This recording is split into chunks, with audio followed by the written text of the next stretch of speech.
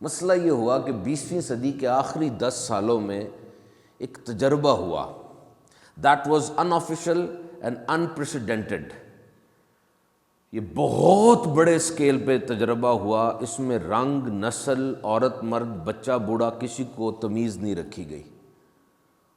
یہ تجربہ کیا تھا کہ اس میں کھانے کو تبدیل کیا گیا، کھانے کے متبادل ڈھونڈے گئے، کیمیکلی انجینئر کیا گیا کھانوں کو، بایو ٹیکنالوجی کے ذریعے کھانے کو بدلا گیا.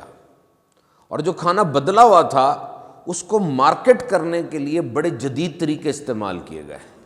سپورٹس مین، کھلاڑیوں کو، اداکاروں کو بلایا گیا، ان سے کہا کہ لوگوں کو بتاؤ کہ بھئی میں نے جب یہ چیز استعمال کی ہے تو میں ایسا ہو گیا ہوں، تم بھی کرو گے تم ایسے ہو جاؤ گے. مقصد پورا نہیں ہوا تو بچوں کے اندر اس کو گھسایا گیا. اشتہار بنائے گئے کہ دیکھو بچوں، اگر تم یہ چیز کھاؤ گے نا تو تم سپر مین بن جاؤ گے، تم اپنے دوستوں میں سب سے آگے نکل جاؤ گے. That was a big manipulation. ایک بہت بڑا تجربہ تھا یہ. اور اس میں جس چیز کو سب سے آگے رکھا گیا وہ ٹیسٹ تھا کہ جو کھانا ہم نے نیا بنایا نا یہ بڑا ٹیسٹی ہے اور بڑی جلدی تیار ہو جاتا ہے. یہ چولہے کی ضرورت نہیں ہے، دسترخوان لگاؤ، چولہا بٹھاؤ، نہیں، بس ڈرائیو تھرو پہ آرڈر دو، اگلی کھڑکی سے تمہیں سب کچھ مل جائے گا. دنیا پھنس گئی اور انہیں اس کھانے کی لت لگ گئی. اس کا نام ان آرگینک فوڈ یا فاسٹ فوڈ رکھا گیا.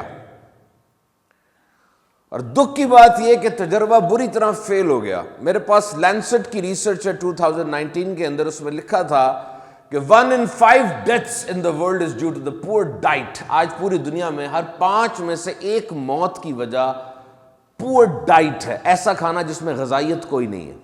کہ یہ ایک ایسا تجربہ تھا جو ہوا لیکن یہ فیل ہو گیا.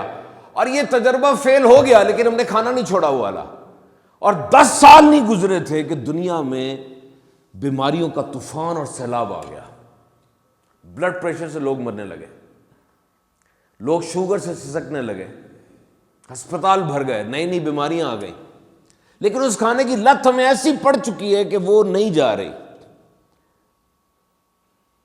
آپ کسی بھی بڑی کھانے کی فرم میں چلے جائیں، وہاں پہ آپ کو لوگ سفید کوٹ اور گوگلز پہن کر سائنسدانوں کے انداز میں کھانا بناتے ہوئے نظر آتے ہیں. کھانا تو ایسے نہیں بنتا، کھانا تو فصلوں کی صورت میں اگتا ہے یا درختوں پہ اگتا ہے یا یہ اس طرح سے اگتا ہے، اس طرح سے تو نہیں بنتا کھانا.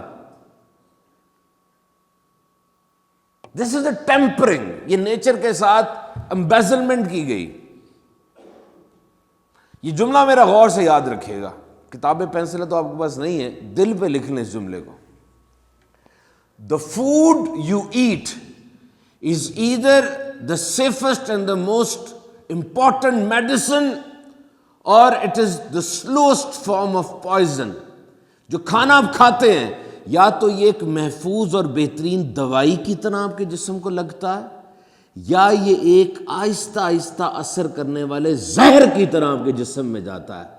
یہ تیل اور گھی کی صورت میں آپ کی خون کی رگوں میں جم کر آپ کو دماغ کا اور دل کا ہارٹ اٹیک کروائے گا، یا یہ زیادہ چینی کی صورت میں جا کے ڈائبیٹک بنا دے گا، یا زیادہ نمک کی صورت میں جا کر آپ کے بلڈ پریشر کو تیز کر دے گا. فوڈ. تو میرے محترم سامعین کرام، بہت سے ایسے نام آ گئے ہمارے پاس. میں ایک نام لیتا ہوں آپ کے سامنے، ٹیٹرا سوڈیم پائروفاسفیٹ. کتنا مشکل نام ہے، لیکن یہ کیا چیز ہے میں آپ کو بتاؤں تو آپ سب حیران رہ جائیں گے. یہ چکن نگٹس نہیں ہوتے، نگٹس جو کھاتے ہیں، یہ اس کا نام ہے. دس از اے کیمیکل. اس کا نام کتنا ہے، ٹیٹرا سوڈیم پائروفاسفیٹ. اور ایک اور نام لیتا ہوں، تھیامین مونو نائٹریٹ. یہ کیا ہے؟ یہ جو کریم والے بسکٹ نہیں کھاتے آپ، یہ وہ ہے. This is chemical. These names are so difficult. So when you will go through it, آپ جب جائیں گے تو آپ دیکھتے ہیں کہ منسٹری آف ہیلتھ UK کے مطابق دنیا میں 48% لوگ پورلی نیوٹریشن کا شکار ہے. یا تو وہ زیادہ کھا کے مر رہے ہیں یا کم کھا رہے ہیں، دونوں طرف سے یہ باتیں موجود ہیں.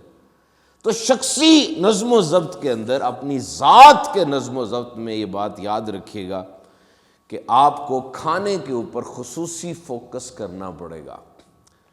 یہ جملہ بھی غور سے سن لیجئے گا کہ انرجی ڈرنکس، چائے اور کافی پی کر جو چیز آپ حاصل کرنا چاہ رہے ہیں، آپ یہ چیزیں مصنوعی سہارے نہ ڈھونڈیں. آپ آلریڈی آپ کی ڈائٹ میں جو چیزیں موجود ہیں ان میں سے کچھ کو کم کر دیں، یہ مقصد خود ہی حل ہو جائے گا.